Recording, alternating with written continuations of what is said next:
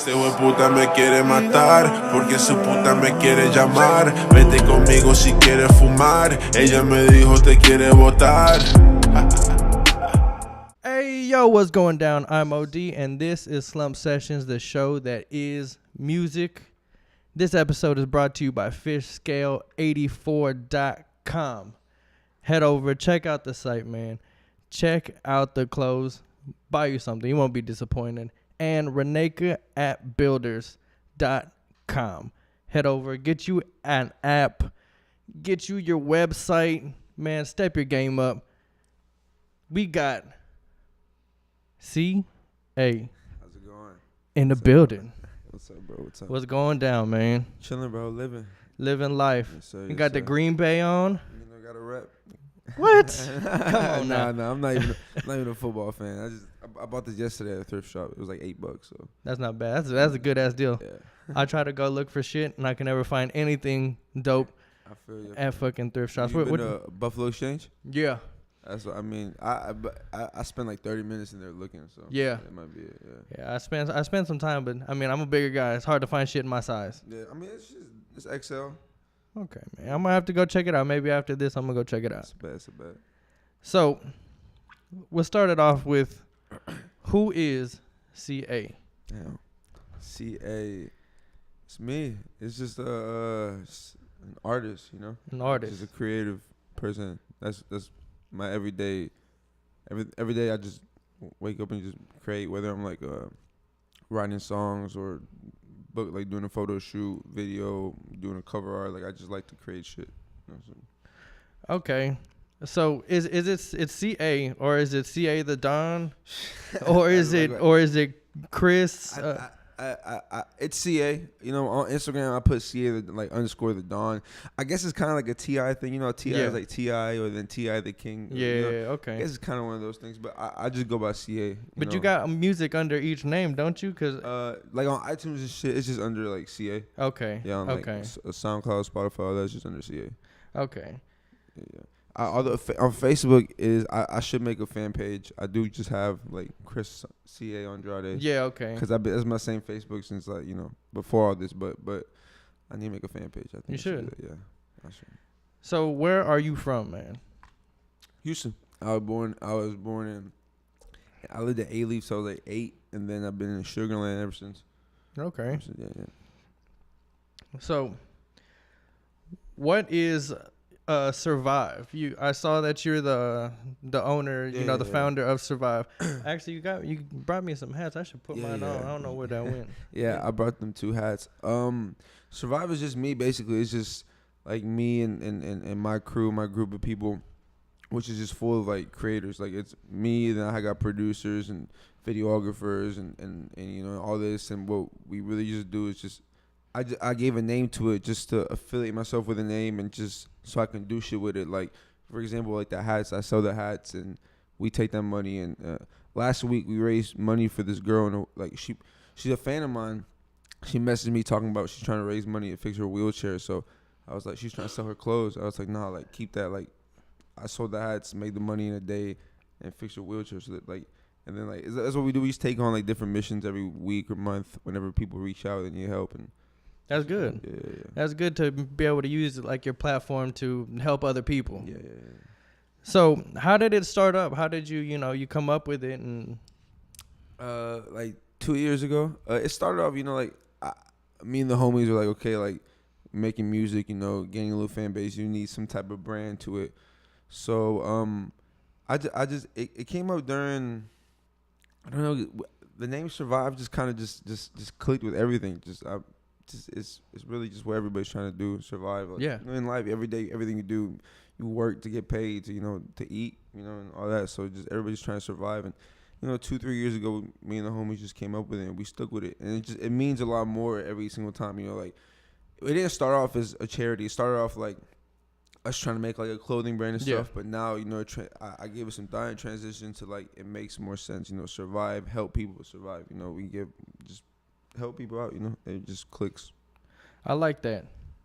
So what are your like kind of future plans for it? Do you plan on keep building it as a charity, or do you like I definitely like as I continue to grow as a brand, like that's still gonna be my brand. But I always want to have like Survive will be, you know, part of me, the music, have different clothing, this and that.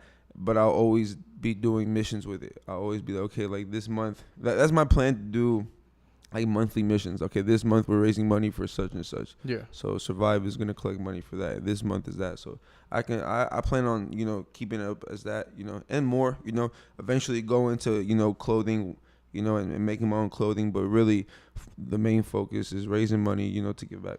Okay. Okay. So where can everybody find it at? SurviveStudio.com. SurviveStudio.com, man. They got a good mission behind them. Go check it out, man. Copy something. I got all my music on there too, music videos, the link to my music and all that. So I kind of affiliate everything with it. But Survive itself, when we sell the clothing, goes towards that. Goes towards charity, giving back. That's cool, man. I like that. So, how long have you been making music for? Like 4 years, 5 years. Okay. Like recording wise, like putting it out, like 5 years. Like being on iTunes and shit, like a little over a year, like a year and a half. But I used to do the SoundCloud thing in high school, print out CDs, you know, like backpacking shit. Like, so I guess like 5 years.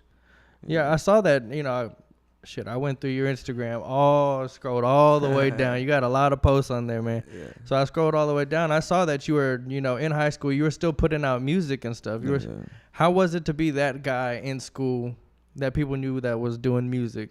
It was like a mixture of, you always had like the supporters, your friends, your homies, and then you always had the people who was like, oh, another guy trying to rap. Yeah. Like, but it was cool because like in my school, I was like the first one to put out like an actual music video.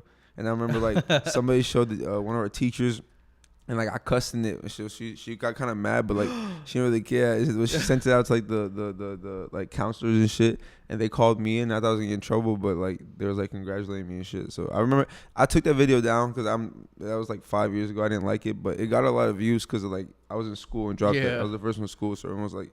But it was still a mixture of, you know, like people were supporting because, you know, it was the first person in school to do something like that, but. There was still people who were like, oh, that shit was whack. It was weak. And I mean, looking back at that song and the video, like, it was weak, but it was like my first song ever. So, you know, you got to start somewhere. Like, I just, that release gave me the confidence, like, seeing the feedback. But, okay, he takes it serious. That gave me the confidence to keep going with it. Yeah. So, how did you start getting into music and shit in high school? Just the people I hung out with. Like, I was always into sports and shit, but, like, like the whole jock friends and all that, but always like the neighborhood friends were the people I would hang out with outside of school. And that's like they used to like I know my homie Bobby and Ken. I would always listen to music, but with them they listen to music differently. Like they would listen to like they were the first people to listen to music, like around me, to listen to music and really like go in depth with the lyrics. Like, oh, he said this and break it down. And that caught my eye. Then they would start freestyling and try to do that, and I'd be like, all right, you know, I like this shit. So that's what really got me into it. So, whenever you were in high school, what was the first single or, you know, the tape kind of? What was it? I dropped, there's a song called Be Alright, and I shot a music video to it. But I took that down. But that was like, my bad, this Jack Daniels got me. I dropped the video Be Alright, and then after that, I dropped a little mixtape called Suburbs. Okay. And I was handing that out. Yeah, none of that. I took all that offline because that was like 5-6 years ago. I took that offline like a couple years ago. You think anybody could still find it? Man, some people got CDs. I printed out like 800 CDs. I handed that shit out like candy. That's a lot. Handed that shit out like candy. So you weren't selling it at the time? You were just handing it to everybody? I was just handing them out, just getting just to coaches. But like, I had no shame. That's the thing. Like I had like no, like I just. You just wanted everybody to hear it. Did it even if you didn't like it? I was like, look, I'm making music. I don't give a fuck. Like you like it or not. Just listen to it. Yeah. At least you hear it. Yeah. So I printed out like I want to say like 800. I remember buying 800 blank CDs. So I gave out around. Did you do it all like at home? Yeah. I was in my closet. Like it was nothing. Like it wasn't not a good setup. I was recording on GarageBand. I didn't even know what the fuck I was doing. I was mixing my own shit. But I mean that's where I guess the songwriting shit came from, you know, just me being stuck. I would spend hours and hours. I remember printing out those CDs. I spent like 1.5, 2 days doing it. Like I was like I'd sit in the computer 7 hours at a time, just printing out CDs, writing with a Sharpie, and it was crazy. Were you going under CA at the time? Yeah, I've always been on CA. Okay. Yeah. But I mean, shit, that experience kind of helps you grow as like an artist, helps you grow as a person. Like you were really, pushing it. Yeah. And it just makes you appreciate, and it'll make me appreciate in the long run. Once I get exactly where I want to be, it'll make me appreciate, like, damn, like I used to be at home printing out my own CDs. You were there for 2 days, fucking writing on 800 CDs. I went through like 4 Sharpies. It was annoying. So you make very melodic music. How did you find out that you could kind of sing? And was it like whenever you were young, or? Man, cause my dad and my uncles like doing karaoke a lot. So I grew up like family parties, everybody drunk singing karaoke. Yeah. So I jump on sing karaoke with them, and they always be like, "Oh, Chris has such a nice voice," blah blah blah. So I always knew, like, I didn't have like a singer voice, but I can hit notes well enough, and in time we just practice. I started getting a couple runs in, and I don't know. I just being on the when I write, I don't write like on a pen or nothing. Like I write like on the mic, like I'll do trial and error. Like I'll freestyle some few bars. Okay, I like this. I'll go back. So being on the microphone so much, I know how to shape my voice to, like, I record with all the effects I always have on. So I know how to shape my voice to it. So just melodies just come easy to me doing that. Like, it's funny listening to me record without hearing the effects. Like if you in the studio and you hear me just out loud with no auto-tune, no reverb, I sound kind of funny, but I know how it's going to come out in the final product. So okay. So whenever you were putting out, that first mixtape, high school and stuff, did you know that that's what you wanted to do?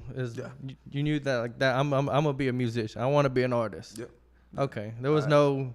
Since I started doing that like junior year, and the senior year I really started pushing it. So when senior year came around, I knew, like, I went to college for a few years after high school, but I never took it seriously. Like, I would skip class. To go to studio sessions. Like, I would never really. I always knew in the back of my mind, it's like, I just gotta get to that point where I can do this for real, 24 hours, 7 days a week.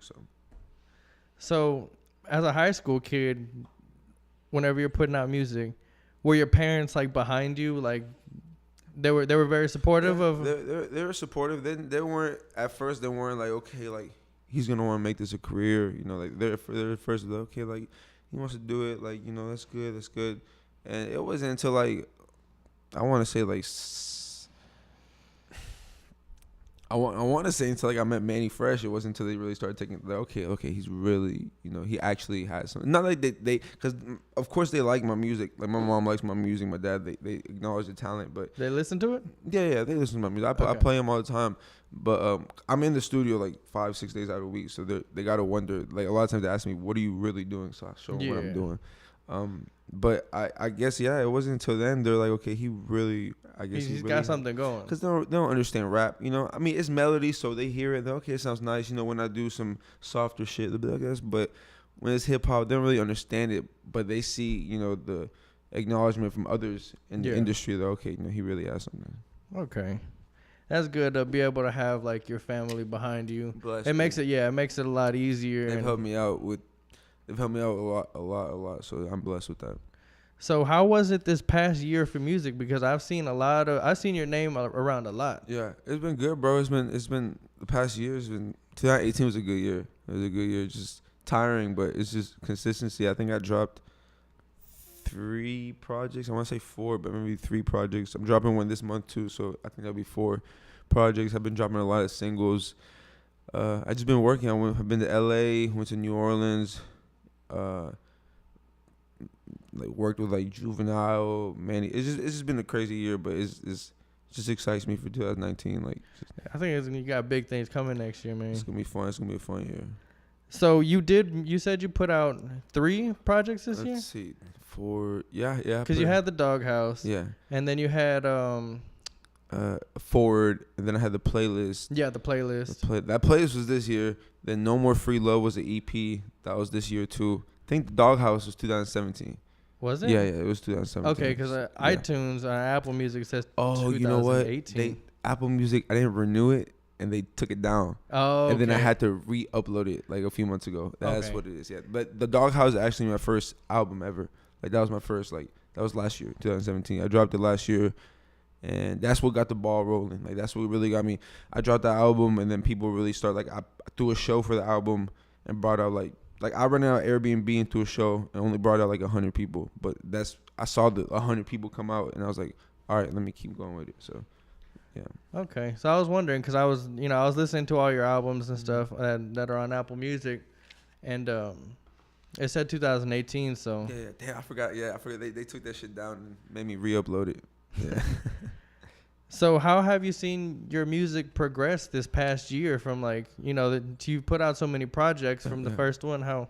I see the more, I guess, more understanding in the whole production of the music, not just the beats, but like I started getting to more production of the beats, but not just the beats, but in the studio. Like I just go in at first I just go in, you just lay down and engineer do what he wants to do, which luckily my engineer is one of my best friends. Okay. Sean Mix Real Deal, so he really takes his time and gives his honest opinions and this and that. But I usually just go in there and let him do whatever. But like now, I understand more of just the art of it, the effects or what I want. I know what I want when I go in. And a lot of times, like it's reps.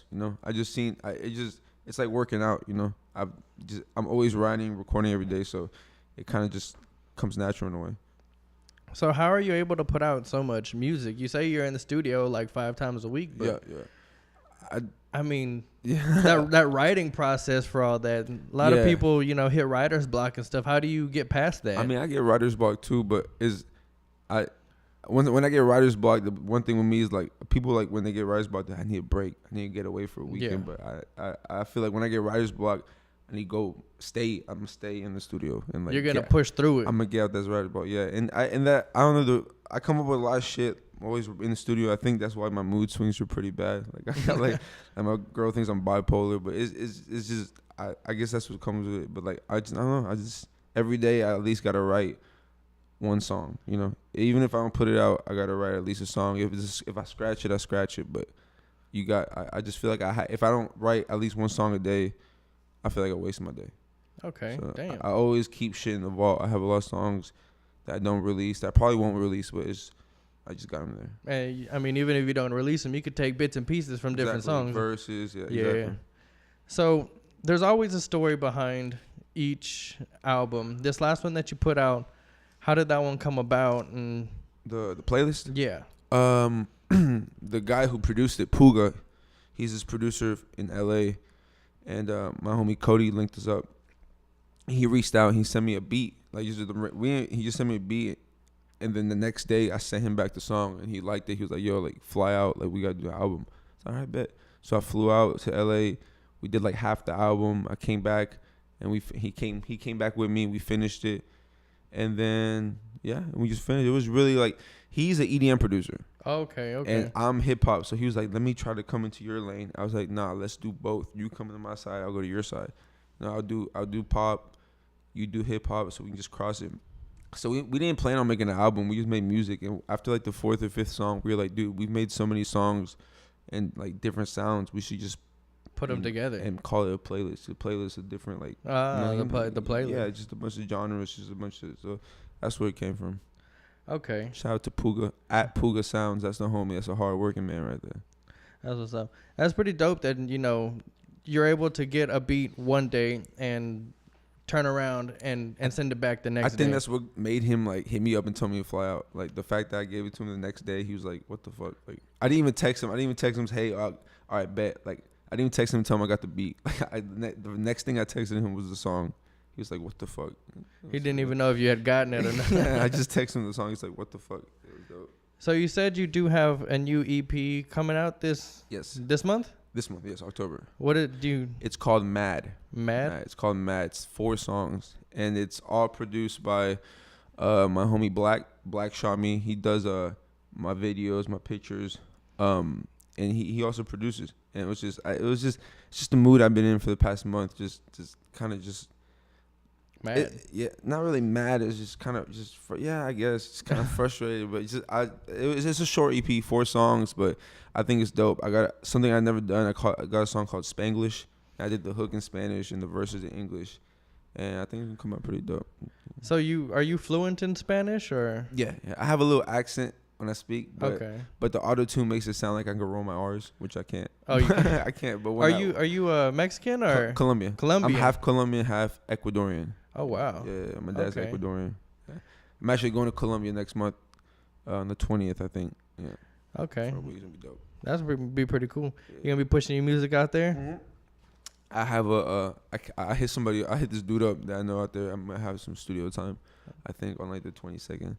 That's cool. So for this next one, you said it's only 4 songs, but what is the overall kind of tone? Is it gonna Dark. be more dark? It's gonna be more It's dark. Like it's mad. So it's just dark. It's just kind of just getting shit off my chest. Just like just there's no beef and you don't beef with nobody, but there's always people that want to just bother you, and it's not just directly to people. It's just I guess the frustration that I have just overall just with people and with just shit myself, and just impatient. Like I know if I keep working and keep positivity, like everything's gonna come, but I'm impatient. I'm super impatient, so just getting that frustration out, as opposed to my other albums where I kind of like forget about all the frustration I have and just make music. Yeah. This time I channeled that frustration and laid it down on the music. So that's why we called it Mad. And the album cover is dope. I'm gonna put the album cover out on Monday. I ain't posted it yet, but it's dope. Do you have a release date for it yet? Or it's gonna be the week of Halloween. It's gonna be right before Halloween. I don't know exactly when, but the 20-something. Okay. Yeah, the 20-something for sure. So from this one to your last one to the one before that, what is the process all the same for each one? No. This I wrote the hook for each of these songs before I went to the studio, and then the rest I just once I got to the studio, like the verses just came just kind of naturally. But as opposed before, like the Doghouse took me like some months to write and finish and shit, but I would get writer's block, I get stuck, I'd overthink. But this time I was like, for this one it was just I write the hook before going, and shit, even the first song I didn't even write the hook. I wrote the first 4 bars of the verse and I showed up to the studio and finished it all. So I think that was the big difference. Like it's quicker. I did all this in a week. Like I did the whole thing in a week. So it's a short EP, but that's what I think the process is a little different. I wrote it mostly at the studio as opposed to in my room. Yeah. Writing down and shit. For being somebody who doesn't make music, I think that's really, interesting the way different artists have different ways of writing. Some people like to go in and do it all in the studio. Some people like to be real secluded. Yeah. Some people like to, even whenever they're in the studio, have, a lot of people in there. What is your studio environment like whenever you're going in there? It's usually just me, Mix Real Deal, and 9, which is one of my other camera guys and my homie. And it's just that, and he's also an artist, so that's why I have him there mostly for a yes or no or do this. But it's just I don't like too many people, because when there's too many people, it's not even like anything against them. They don't really realize that you're working, and they're excited. They're around the homies, everyone's smoking, so they're excited. They want to talk, Snapchatting, exactly, and that's cool. But they start talking. The engineer starts getting frustrated. When I bring the homies, it's really I need to stop doing that. Yeah. I love having the homies. There's a great environment, and I wish they would come after we finish recording so we can kind of just listen to it and vibe out. But everyone gets excited when you're in the studio. It's great vibes and everyone starts talking, and you can't blame them. But the engineer gets frustrated, and that shit, everything goes to shit when he does. He can't hear nothing, and I can only imagine being out there, everyone talking, and they want to talk to him. They hear the beat, start freestyling. You can't blame people for it. But I like having a small room, just people, creative people. If you're not rolling something up, then you're giving feedback and telling me what direction it goes in. So you've done you've done I think 3 music videos, these pretty recent? This past month, past 3 weeks I've done 3 videos. What is the video process like? It depends. When I'm shooting with 9K, shout out 9K, It's quick. We really just, he's usually at the studio session. So once the song is done, after the session, we sit down and talk about really what this kind of the idea what we want to do. In the next couple of days, we'll shoot it. And he's quick. He edits overnight. Wow. We'll shoot at night. I wake up the next morning, the video's in my phone. So he's quick. When I shoot with my best friend who produced Mad, who's black, shot me. He's more. He has a different. He has his own lane. Like he's really creative. He does really throwback old school looks, video game looks. Like he's just a super creative.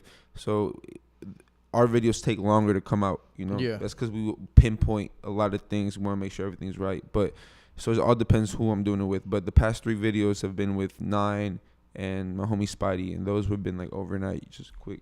You know, just simple but dope, fly, quick videos. So whenever you're out shooting a video, does it take a long time to get shots, or Nah, that's all one night? Yeah. At least these past 3 videos, we did them all in like 2-3 hours. Wow. Yeah. That's crazy, because I know some people, you know, whenever they're doing videos and stuff, they're out for maybe a week trying to do different shots and stuff. Yeah.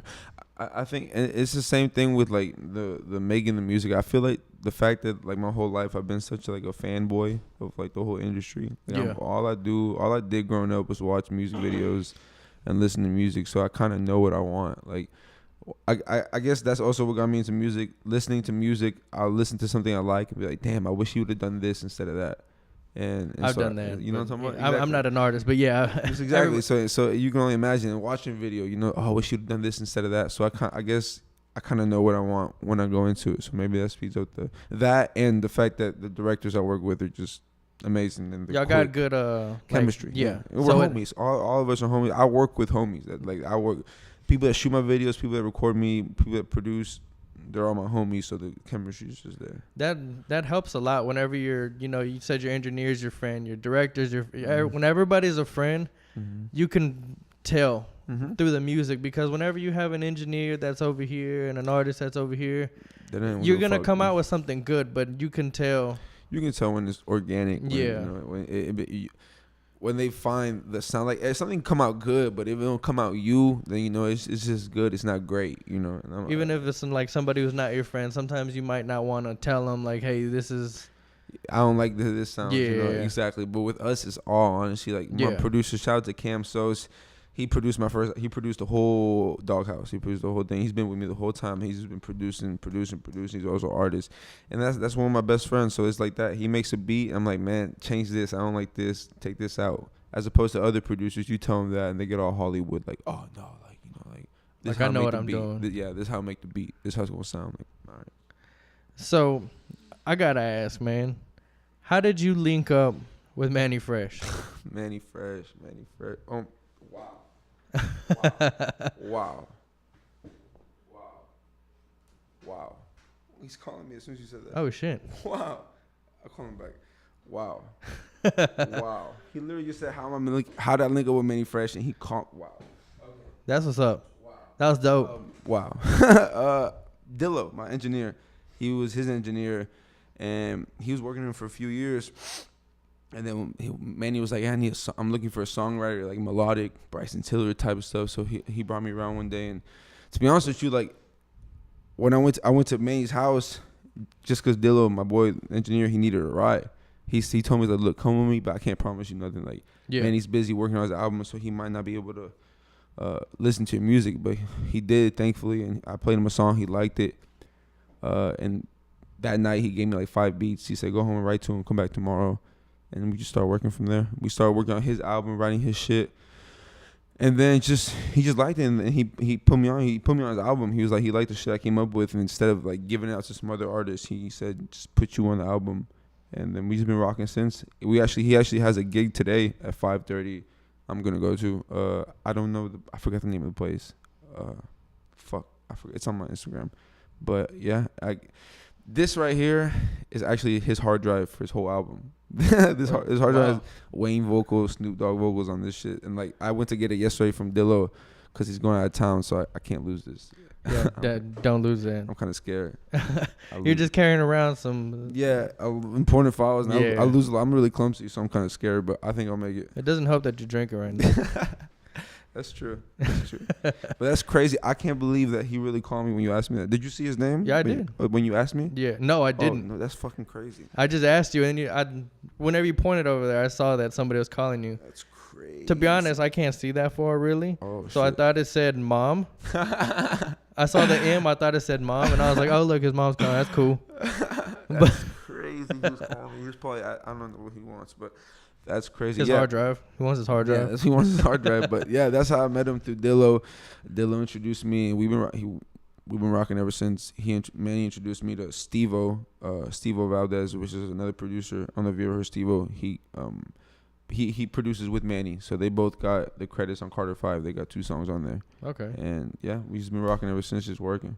So what can you tell us about him, like his work ethic, like whenever you're with him and. The first thing I'll say about Manny is I'm so grateful that I met him. Like, the first big industry person that I met and worked with was him, because I could have met any other. I could have met a scumbag. I could have met somebody trying to, cheat me out of the game, take money of this. But Manny is. I don't just say this because I'm working with him. Like, Manny is genuinely like a great guy, and that's why he is where he at. Everybody fucks with him. That's why Wayne put him on his album, because he's just a good guy. Just.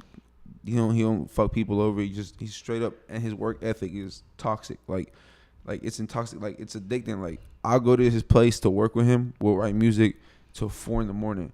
4 a.m. comes, we go eat, and then he leaves to the airport to go to another city. Like, from eating, like 4 or 5 a.m, he'll go to the airport and leave to go work, and then he'll be back the next couple of days, keep working. So like, and I'm like, damn, bro, I'm 24. I don't want to say his age, but he's a lot older, and you still moving like that. You can Wikipedia it. Yeah, you can look it up. So, but you that much older than me, you working like that, like it's inspiring. Like, I fuck with it. And for him being so long in the game, he could definitely like teach you something. What's something that he's actually been able to like teach you some game about staying so like? I feel like execution. We ain't really.